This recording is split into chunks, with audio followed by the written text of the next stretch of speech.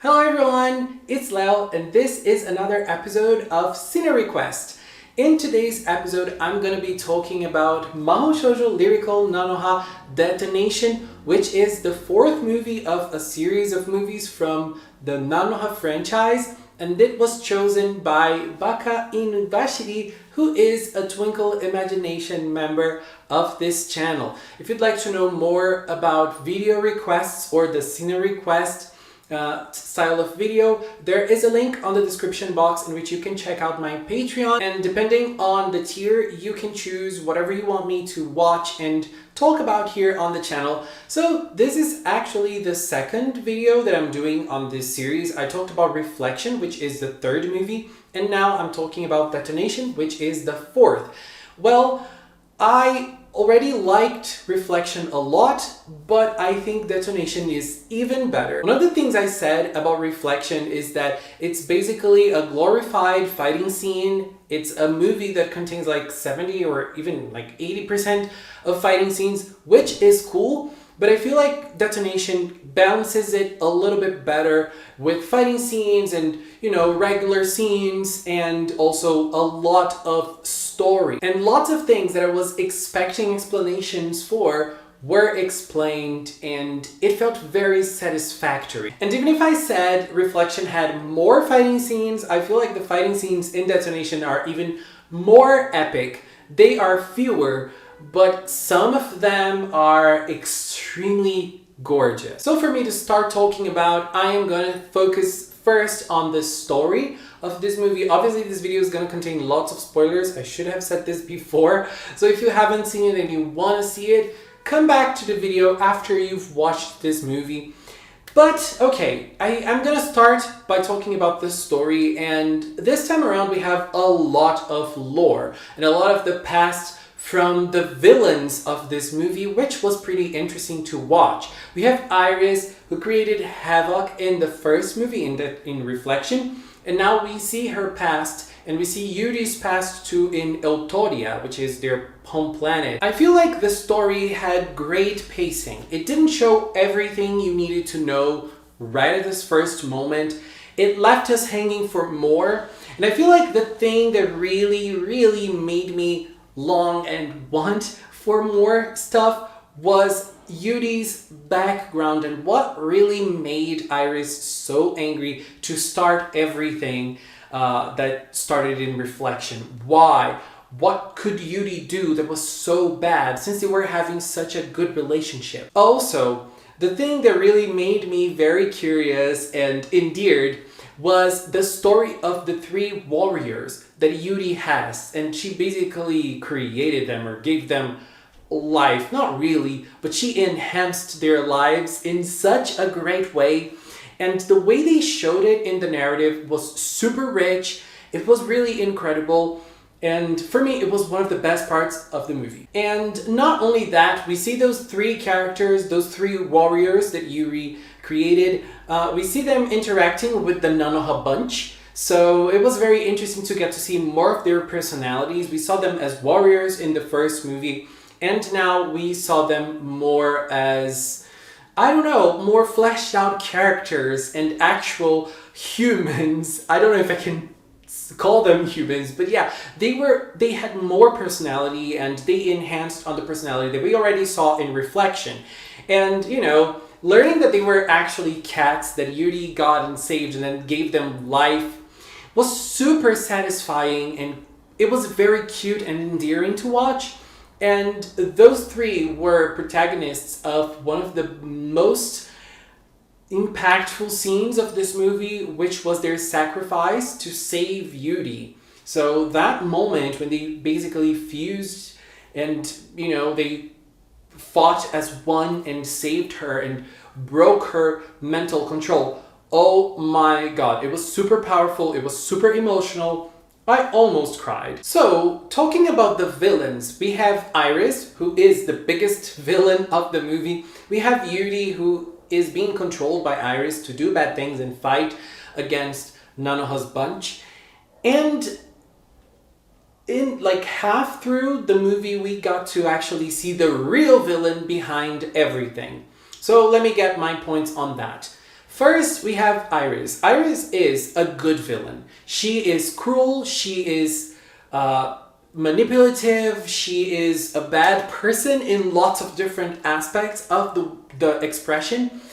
And she was doing everything because her heart was broken. She was doing everything out of spite, and it's very understandable. But at the same time, I feel like she was very cruel towards Yuri and towards everyone basically, but towards Yuri most specifically. She was very cruel. And there were so many torturing scenes that we saw Iris torturing Yuri that it was kind of unsettling. And after a little while, we get to see that the real villain of everything is Iris's father. And look, even though I kind of have my criticisms towards Iris's cruelty, I still think she is a great villain. And when we get to the whole story between Reflection and Detonation, everybody that is presented as a villain is basically doing the wrong things, but for the right reasons. They have reasoning behind them, and those reasonings are super interesting. But then we get to the actual villain of the show, which is Iris's father. And, he was controlling her since the beginning. Not really since the beginning. She had an agency of her own as well, and she admitted it. But ultimately, he was the villain. He was the ultimate villain of this movie, and I didn't like it. There are aspects of it that I did like, but as a villain, I didn't. Nothing was black and white in those two sets of movies. Nothing. In this set of two movies. Nothing was black and white. Everything had a reason behind it, and we could understand it. We could not agree with the characters' actions, but we could understand what led them to act that way. When it came to the actual villain of the movie, he was just evil. That's it. He was just evil. Everything he did in the past, and now what he's doing now, he's just evil. And I couldn't see, this nuance that we saw in the other characters. I kind of understand because all of the other characters, they more or less have the character design that would fit more into the Nanaha world than Iris's father. We could actually see all of those characters, Kirie, Iris, Yuri, all of them in a Nanaha setting perfectly, and her father not really. And well, he was there to be beat, he was there to be destroyed, I understand it, but one letdown of this movie was her father because of this. Let's talk a little bit about the action scenes now. As I said, I like the Detonation fighting scenes even better than the Reflection ones, even though there are more battle scenes in Reflection. In Detonation, I feel like the fighting scenes are even more epic and grander, and I feel like some of the characters were able to showcase their powers even better than in the previous movie, like Vita and Shamal.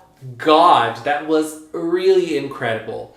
I really liked the way they fought. I also loved the cats, the three cats, fusing, becoming one to fight against Yuri to save her. God, that was everything. In general, fighting scenes, incredible. There are the background music is everything. There are some insert songs in the right moments. God, everything is great. But there is one particular scene that was kind of a letdown. Iris was the villain, one of the villains, and she admitted to doing lots of bad things. But we have Kirie, who was one character that was tricked by Iris. And she was fighting because she understood Iris' side. So she was fighting to get Iris back. At that moment, we saw them starting to fight, and it was super epic with Kirie shining all pink. It was super epic. The start of the fight was super grand too, but it didn't go on. It didn't continue. It left me kind of frustrated because I really wanted to see more. I love Kirie's design, and I love the way she fights. But there was no continuation to that fight, and I was angry because of it. And there was also this emotional aspect to the fight itself that I wanted to see more. I was left hanging. And I said I didn't like the villain. Yes, I don't like the villain. I mean, Iris' father. But every time he was fighting, the fighting scenes, were epic. Nanoha fighting against him, girl, what was that? Epic, epic, epic, epic. I loved it. And talking about Nanaha, she is the main character of the movie and of the series. And I feel like she is super cute in the movie. She fights in so many interesting ways. She gets like new ways of fighting by just paying attention to how the other people fight. It was super cool. But I feel like the most important thing about Nanoha was the last scene. One of the last scenes of the movie, her last scene, like her last battle, her last moment. I was a little shocked and was like, where are they going with this? Are they gonna kill her? What is happening here? But girl, that scene was like, it really blew my mind. In that moment, Nanoha almost dies. And we have an inner monologue between two Nanohas. And the two are younger versions of herself. And she's talking about herself. And I really liked that monologue, that inner monologue or dialogue. It's very hard to know because she's talking to herself. There are two Nanohas. I don't know if it's a monologue or a dialogue. Anyways, what matters is that that moment was super interesting. Probably my favorite part of the movie, which is what we see in media lately is that you have to love yourself. If you can love yourself, how the hell you're gonna love somebody else? Can I get an amen up in here? My RuPaul girls know what I'm talking about. But this is usually the media discourse in everything. You have to love yourself. And I do feel it's a good message. But sometimes it's a hard thing to do. And even if we listen to that a lot, we don't love ourselves. It's a process. And I feel like sometimes it's kind of like an utopia to be able to love and embrace yourself fully. At least that's how I see it with myself. And so when I saw Nanoha talking to herself and coming to terms with the fact that she doesn't really like herself was nice. I saw myself there. And she said, like, you know, I understand you don't like yourself. And she was talking to herself saying, I understand that you don't like yourself and that's fine. I was like, that's fine. I don't exactly know if those were the words, but that was the message. That is okay. But even if you don't like yourself, there are people around you that love you. So you have to preserve yourself. You have to take care of yourself. You have to embrace yourself. Maybe not because of you. Maybe not because you love yourself. But you have to do it for the people that love you. For the people that want you around. For the people that love having you close to them. Because you are important to them. And that was when her key turned and she decided to fight for her life. And I found that discourse super pretty. I found that incredible. And it's something you don't usually see in media. So I was surprised with that.